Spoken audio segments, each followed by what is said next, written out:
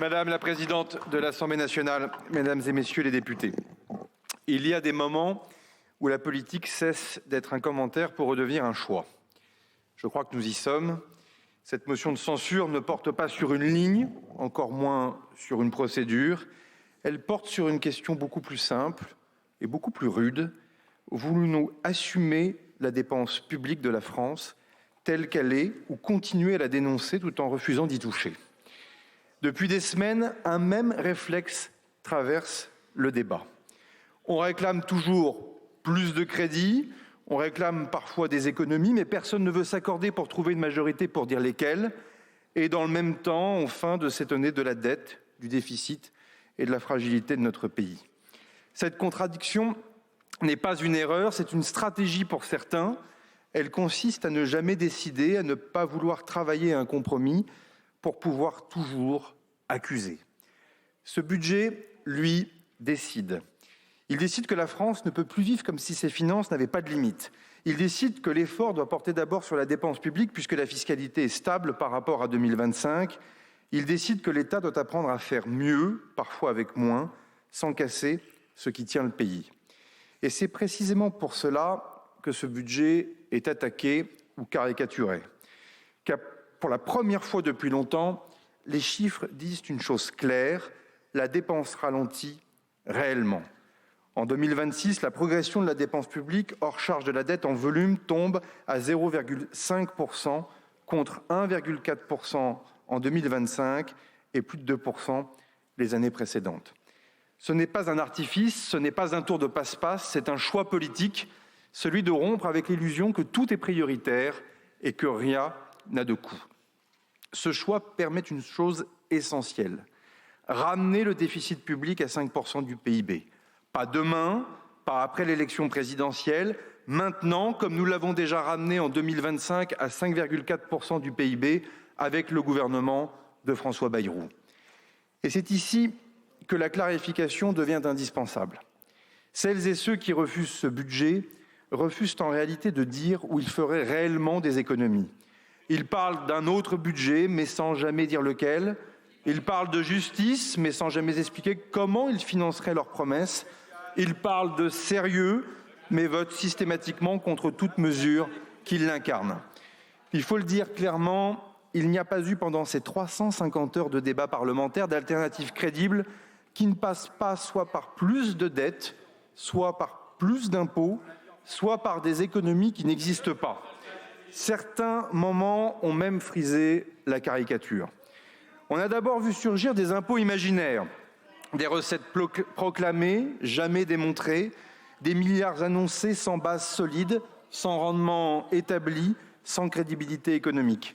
Quand ils ne méconnaissent pas les règles élémentaires de l'état de droit, comme le respect du droit de propriété ou l'égalité devant les charges publiques, rien que cela. Le gouvernement les a toutes repoussées, non par dogmatisme, mais par sérieux, et je tiens à remercier les groupes politiques qui nous ont aidés à le faire. J'avais rappelé devant vous à l'automne dernier ce que Georges Pompidou disait « On ne peut pas traire indéfiniment la même vache en faisant semblant d'ignorer qu'elle finit par ne plus donner de lait. » Prétendre financer l'action publique par des recettes fictives, c'est exactement cela. Nous n'aurons non seulement pas touché à la vache, mesdames et messieurs les députés, mais nous aurons, je le crois, été justes dans la répartition du lait. Mais il y a sans doute pire encore que les impôts imaginaires, il y a les économies imaginaires. Celles que l'on annonce sans jamais dire où elles tombent, celles que l'on empile sur le papier sans responsable identifié, celles qui laissent à penser à nos concitoyens qu'au fond tout cela serait facile, celles qui finiront tôt ou tard à abîmer encore un peu plus notre contrat social. Nous l'avons vu ici même pendant les débats, mais au Sénat également, avec nos amis de la droite sénatoriale, se prétendant dans la presse plus rigoureuse et qui, au final, votent un budget à 5,3% de déficit du PIB. Plus rigoureuse comment ? Par des économies magiques, invisibles, indolores. Ce n'est pas de la rigueur, c'est une facilité. Faire la leçon ne coûte pas grand-chose, mais cet épisode doit tout de même permettre à chacun d'en tirer quelques-unes pour soi-même, ne serait-ce que par crédibilité. Un budget sérieux ne repose donc ni sur des impôts fantômes, ni sur des économies incantatoires. Il repose sur des choix assumés, chiffrés, traçables, C'est ce que nous avons fait avec les ministres et je les en remercie. Je veux donc dire un mot des économies proposées dans ce budget, car là aussi, le débat public tourne parfois à l'incohérence. Certains font mine de ne pas les voir aujourd'hui. Ils expliquent que ce budget ne ferait pas assez d'efforts, qu'il serait trop timide, presque inexistant sur la maîtrise de la dépense. Mais ce sont souvent les mêmes qui, dans quelques semaines, pour ne pas dire quelques jours, dénonceront ces mêmes économies comme étant trop dures, trop brutales, trop injustes. Ce jeu est bien connu, il n'est pas nouveau, il est simplement de moins en moins crédible, pour ne pas dire de plus en plus lassant. La semaine dernière encore, ce budget était qualifié de socialiste par certains. Cette semaine, les mêmes commentateurs ou presque commencent à le présenter comme étant quasiment d'extrême droite.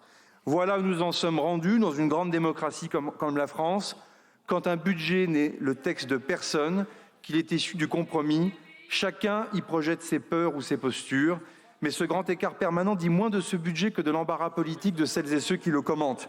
Il est d'ailleurs devenu de bon ton d'affirmer que ce budget serait un mauvais budget. Ceux qui le disent sont souvent ceux que nous n'avons ni vus ni entendus tout au long de cette séquence budgétaire, absents des discussions, absents des compromis, absents des choix, mais très présents aujourd'hui dans la dénonciation, l'ont-ils au moins lu.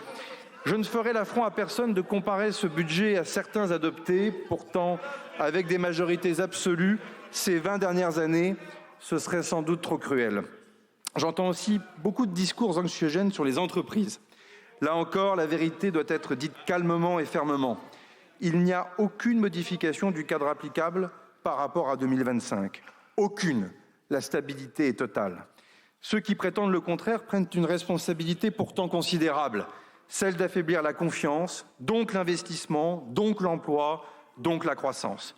On peut s'opposer au gouvernement en l'attaquant sur ce qu'il fait vraiment, mais pas sur des décisions imaginaires. C'est aussi cela, la crédibilité et j'ose le dire même, le patriotisme. Que certains défendent leurs intérêts personnels, y compris fiscaux, n'a rien de bien nouveau, mais la décence doit commander désormais la prudence et il devra amener demain encore plus de transparence dans une démocratie comme la nôtre. Mais le cœur politique de ce budget est encore ailleurs. Et je veux évidemment parler de l'effort militaire.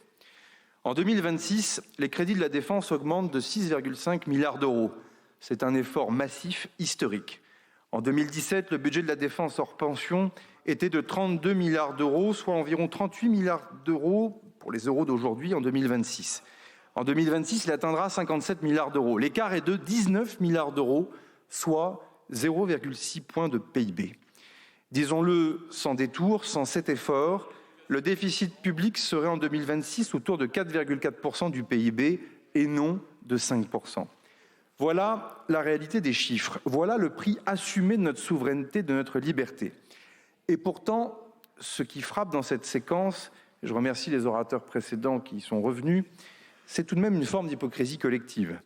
Beaucoup revendiquent cet effort militaire, beaucoup s'en réclament dans les discours, y compris pendant ces cérémonies de vœux, mais leurs votes, eux, ne sont pas au rendez-vous. Pire, l'Assemblée nationale a failli ne pas avoir de débat sur les crédits de la défense, pas un débat de fond, pas un vote clair, rien. Et c'est pour éviter ce silence que j'avais demandé un débat suivi d'un vote de principe selon l'article 50-1 de notre Constitution. Sur un tel sujet, dans de telles circonstances, avec un tel effort, il fallait que le Parlement se prononce sans ambiguïté. Mesdames et messieurs les députés, cela restera, cela comptera. Dans l'histoire budgétaire de notre pays, il y aura une trace nette, celle d'un des rares budgets de l'après-guerre froide marquant un véritable sursaut dont certains veulent pourtant aujourd'hui la censure ou l'empêchement, sans même que ces crédits aient été débattus. Entre celles et ceux qui auront permis à la défense française de s'accrocher, de se réarmer, de tenir son rang, et celles et ceux qui, une fois de plus, auront choisi le blocage. Comment ne pas penser à cette phrase du général de Gaulle sur les partis politiques dans les années 60 ? Ils mijotent dans leurs petites querelles et font cuire leur petite soupe sur leur petit feu. Cela peut sembler abstrait aujourd'hui, mais cela ne l'est pas. Cela sera noté plus tard. La seule question militaire aurait dû conduire les partis politiques à traiter cette séquence budgétaire autrement. Parce que la défense n'est pas un sujet comme les autres, parce qu'elle engage notre autonomie, notre sécurité, notre liberté de décision et les générations futures. parce que nous changeons de monde et qu'il faut être inconscient pour ne pas en tirer des leçons pour nous-mêmes. La classe politique française, un peu comme pendant ces années 60, est face à ce moment de vérité. Pour le gouvernement, cet effort militaire constitue à lui seul une raison suffisante d'engager sa responsabilité, devant le Parlement, mais aussi devant l'histoire. Pour le dire encore plus clairement, s'il n'y avait pas eu cette question militaire, j'aurais pu être tenté de laisser les débats se poursuivre encore et de ne pas engager les dispositions de l'article 49.3 de la Constitution. J'assume d'autant plus cette position que cet effort n'est pas né par hasard. Il est le fruit d'un travail engagé depuis plusieurs années, d'une trajectoire cohérente, d'un réarmement méthodique de notre pays auquel j'ai pris toute ma part comme ministre des Armées par la volonté et sous l'autorité du Président de la République. On ne peut pas d'un côté se féliciter de ce réarmement et de l'autre empêcher le budget qui le rend possible. Tout cela, mesdames et messieurs les députés, n'est pas un jeu, c'est beaucoup trop grave. Et ce budget est de ce point de vue un budget de sursaut. Et cela suffit à en faire un bon budget. Car un bon budget traite l'essentiel et la défense et la protection de notre liberté et de nos intérêts font partie de l'essentiel. Mais regardons plus loin. Si nous faisons le choix collectif, et c'est le bon, d'augmenter chaque année de près de 6 milliards d'euros les crédits militaires, si nous voulons à terme atteindre des niveaux proches de 90 à 100 milliards d'euros de crédits militaires par an, tout en réduisant le déficit, alors une vérité s'impose. Nous ne pourrons pas éviter demain des réformes de structure profondes. Pas des fausses économies, pas des promesses sans lendemain, mais une réforme de l'État recentrée sur l'essentiel. C'est là que se situe le vrai clivage politique aujourd'hui, entre celles et ceux qui acceptent de regarder cette équation en face, en disant la vérité, et celles et ceux qui préfèrent entretenir l'illusion qu'on peut tout promettre sans jamais assumer le coût des choix. Cette motion de censure est donc un nouveau moment de vérité. Ce n'est pas un vote contre un texte ou contre un gouvernement. C'est un vote sur la capacité de la France à assumer ses priorités, à dire que la souveraineté, l'autonomie a un prix, à dire que la responsabilité n'est pas un gros mot, qu'un compromis dans un monde aussi agressif n'est pas une faiblesse. Chacun ici prendra ses responsabilités devant l'Assemblée, devant le pays, mais aussi devant l'histoire. Je vous remercie. Merci beaucoup, Monsieur le Premier ministre.